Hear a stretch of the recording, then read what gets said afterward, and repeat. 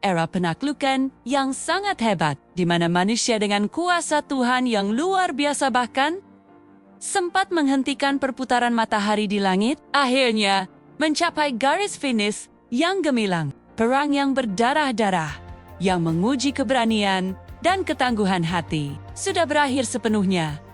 Dan musim kedamaian yang lama dinanti, akhirnya datang menyapa negeri itu. Kini, bagi umat Israel, mereka tidak lagi membutuhkan pedang yang tajam atau tombak yang mematikan. Yang mereka butuhkan saat ini adalah sebuah peta yang jelas untuk membagi tanah perjanjian yang sangat luas itu. Hari ini, kita akan melihat keteguhan iman Caleb, sang veteran perang berusia 85 tahun yang tetap bersemangat menaklukkan pegunungan Hebron, dan pilihan terakhir Yosua di usia 110 tahun yang mengguncang hati seluruh bangsa Israel. Hari ini, kita menyaksikan puncak sejarah Yosua yang paling mengharukan dan penuh dengan pelajaran hidup yang sangat mendalam. Mari kita mulai perjalanan sejarah yang luar biasa ini.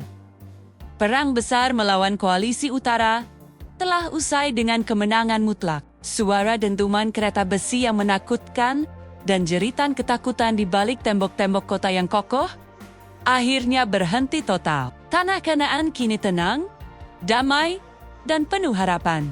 Israel, yang tadinya hidup berpindah-pindah di padang gurun yang gersang selama puluhan tahun, kini benar-benar mulai berakar kuat di tanah yang dijanjikan Tuhan, tanah yang berlimpah susu dan madu. Namun, tugas selanjutnya bukan lagi soal kekuatan fisik atau strategi perang yang rumit, melainkan soal keadilan, kesetiaan, dan ketaatan. Melalui undian yang kudus, Tuhan membagi wilayah bagi setiap suku dengan sangat adil. Ada suku yang mendapat dataran luas yang sangat subur. Ada yang mendapat bukit-bukit indah, penuh dengan pohon zaitun. Ada pula padang rumput hijau yang sempurna untuk kawanan ternak. Saat menerima tanah mereka, banyak orang Israel menangis tersedu-sedu sambil mencium tanah itu. Inilah rumah kita. Inilah tanah janji Tuhan yang sudah lama dinantikan nenek moyang kita. Namun, di tengah sukacita besar itu, seorang pria tua berjalan mendekat dengan wibawa yang luar biasa. Langkahnya masih mantap, dan tatapan matanya tetap tajam. Meskipun usianya sudah sangat lanjut, dialah Caleb, di usia 85 tahun. Tubuhnya mungkin sudah menua, dan tidak sekuat masa mudanya. Tapi, semangatnya tetap sama seperti 45 tahun lalu, saat ia pertama kali mengintai tanah Kanaan. Yosua, katanya dengan suara lantang yang menggetarkan hati semua orang di sana. Ingatkah kamu akan janji Tuhan kepada kita di Kades Barnea dulu? Hanya Yosua dan Caleb yang berhasil bertahan hidup dari generasi yang sempat memberontak kepada Tuhan. Caleb meminta satu hal yang sangat mengejutkan.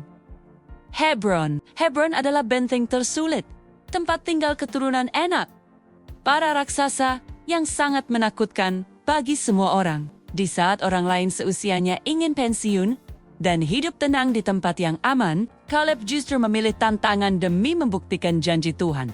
Dengan iman yang luar biasa, ia merebut Hebron. Caleb membuktikan kepada kita semua bahwa usia hanyalah angka jika kita terus memegang teguh janji Tuhan dengan iman yang tidak tergoyahkan. Sedikit pun, di tengah proses pembagian tanah itu, Tuhan juga mengatur sistem keadilan yang sangat luar biasa bagi umatnya.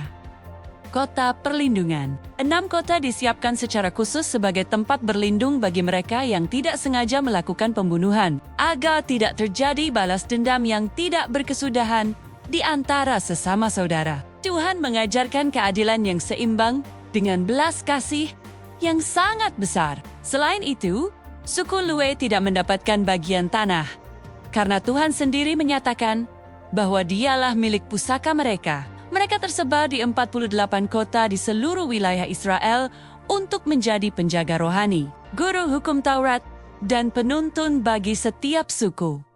Namun, kedamaian yang baru dirasakan sempat terusik. Suku Ruben, Gad, dan setengah suku Manasye membangun mesbah besar yang sangat megah di tepi sungai Yordan sebelum mereka kembali ke wilayah timur. Suku-suku lain yang berada di barat panik dan marah besar. Mereka berkhianat. Mereka membangun mezbah tandingan di luar perintah Tuhan. Hampir saja terjadi perang saudara yang mengerikan. Tetapi, sebelum pedang terhunus dan darah tumpah, para pemimpin Israel datang untuk bertanya secara langsung. Jawabannya sangat mengharukan. Mezbah itu bukan untuk persembahan atau menyembah berhala, melainkan sekadar saksi agar keturunan mereka kelak tidak dilupakan oleh suku-suku lain, bahwa mereka tetaplah satu umat yang menyembah satu Tuhan yang sama. Kesalahpahaman pun berakhir dengan air mata, sukacita dan ikatan persaudaraan yang kembali pulih. Waktu terus berlalu dengan sangat cepat dan akhirnya sampailah Yosua di ujung usianya yang panjang. Di usia 110 tahun, ia mengumpulkan seluruh pemimpin, tetua, dan hakim Israel di Sikem untuk menyampaikan pesan terakhirnya yang paling berharga. Suaranya mungkin sedikit bergetar karena kelelahan, tapi setiap kata yang ia ucapkan terasa sangat tajam, menembus relung hati setiap orang yang mendengarnya. Ingatlah segala hal yang telah Tuhan lakukan bagi kalian. Pintanya dengan penuh rasa syukur yang mendalam. Jangan pernah berkompromi dengan berhala-berhala yang ada di sekitar kalian. Jangan biarkan pengaruh dunia merusak iman kalian sedikit pun. Lalu, Yosua mengeluarkan ultimatum yang paling terkenal dan menantang dalam seluruh Alkitab.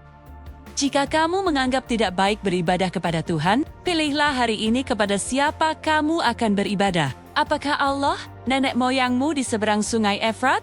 Atau Allah orang Amori di tanah tempat kamu diam sekarang? Tetapi aku dan seisi rumahku, kami akan beribadah kepada Tuhan. Mendengar tantangan yang sangat berani itu, seluruh bangsa menjawab dengan bulat dan satu suara, kami pun akan beribadah kepada Tuhan, karena Dia adalah Allah kita. Yosua kemudian mendirikan sebuah batu besar di bawah pohon tarbantin sebagai saksi bisu atas janji suci mereka. Tak lama kemudian, sang legenda iman itu pun menutup mata dengan damai dan pulang ke rumah. Bapa di surga, satu era yang sangat hebat telah berakhir begitu saja. Generasi yang melihat dengan mata kepala sendiri keajaiban Tuhan membelah laut, menyeberangi sungai Yordan, dan meruntuhkan tembok Yeriko telah tiada.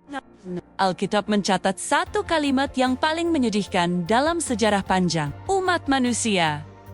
Setelah seluruh generasi itu dikumpulkan kepada nenek moyang mereka, bangkitlah generasi lain yang tidak mengenal Tuhan ataupun perbuatan yang telah dilakukan Nia bagi orang Israel. Generasi yang tidak mewarisi iman, yang tidak mengalami kasih Tuhan secara pribadi, mulai hanyut oleh arus dunia yang deras. Inilah awal mula dari masa kegelapan Israel, masa yang kita kenal sebagai Kitab Hakim-Hakim. Perang demi perang, kejatuhan demi kejatuhan akan segera dimulai karena mereka melupakan Tuhan. Teman-teman sekalian, ini adalah peringatan yang sangat keras dan serius buat kita hari ini. Iman bukanlah warisan yang bisa pindah secara otomatis. Kita tidak bisa hanya mengandalkan iman orang tua kita. Setiap generasi harus memilih dan memutuskan sendiri.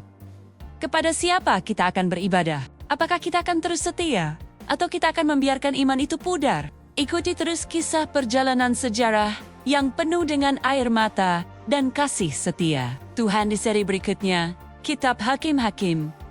Generasi yang tidak mengenal Tuhan. Sampai jumpa di kisah berikutnya. Tetap jaga iman kalian dan jangan pernah melupakan kasih Tuhan dalam hidup kalian. Terima kasih sudah setia menemani perjalanan sejarah ini sampai akhir. Dan teruslah menjadi terang bagi orang-orang di sekitar kalian. Semoga iman yang teguh seperti Kaleb dan keputusan yang berani seperti Yosua selalu menjadi bagian dari hidup kita setiap harinya. Sampai jumpa di episode selanjutnya.